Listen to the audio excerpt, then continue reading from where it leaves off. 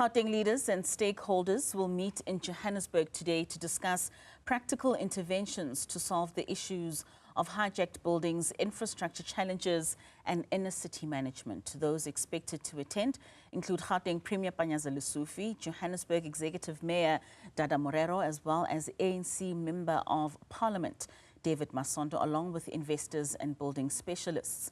Newzroom Afrika's Juliet is in Marshalltown and joins us now live. Juliet, so when the G20 took place in the city of Johannesburg, it was quite heartwarming to see how quickly a lot of our amenities were being able to be fixed and how the city really got into line. And many of the residents of the city in Johannesburg were hoping to see a continuation of how the city then became during the time of G20.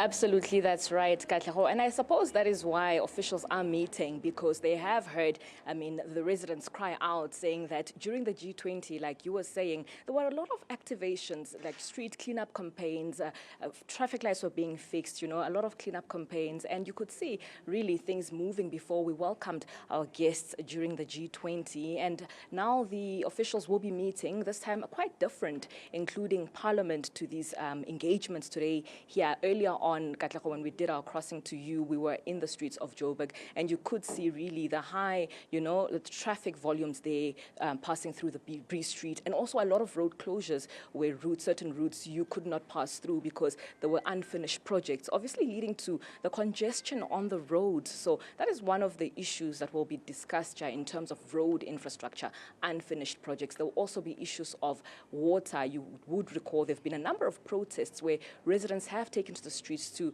demonstrate their dissatisfaction for water issues. Some saying that for 14 days they've not had any water.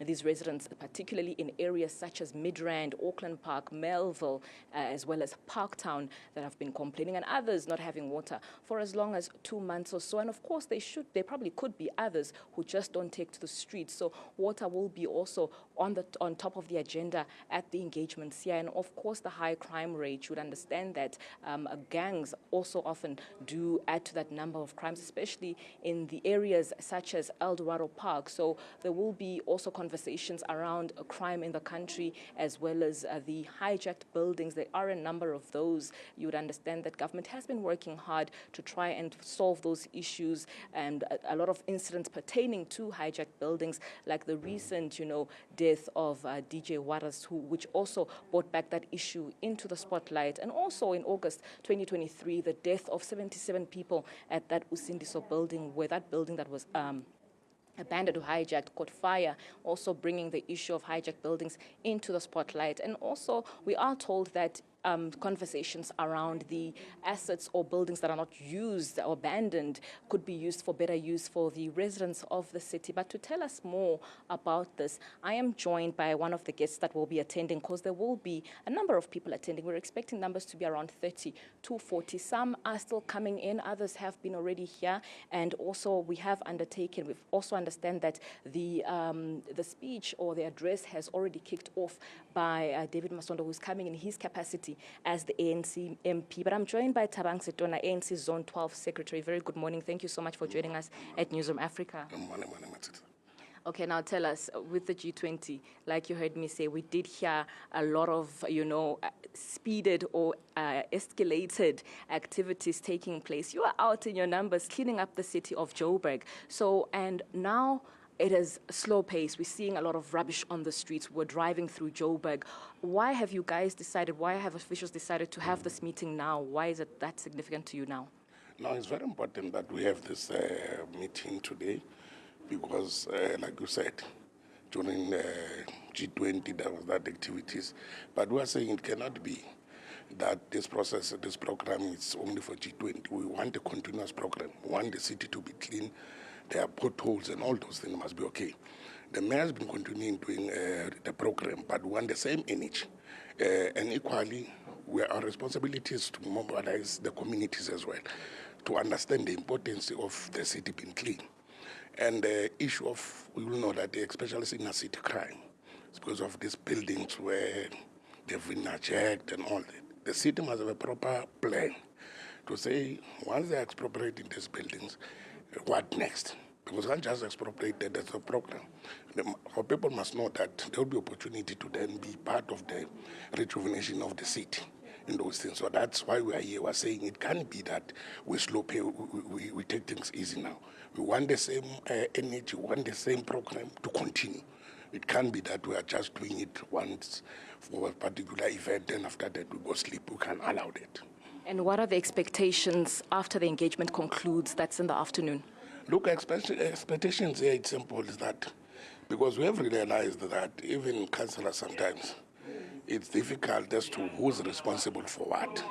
We want this meeting after this, it must be clear to say, this is where we are, who's responsible, the issues of water and all that. Those that are responsible, they must be held accountable. They must attend to these challenges that our people are having. Issues of security, the crime. You know, there's the MPD, the subs and all that. But we can't just see them when they're doing their own things. We want them on the ground where things are happening. So from here, it will be clear to say, this is what is happening.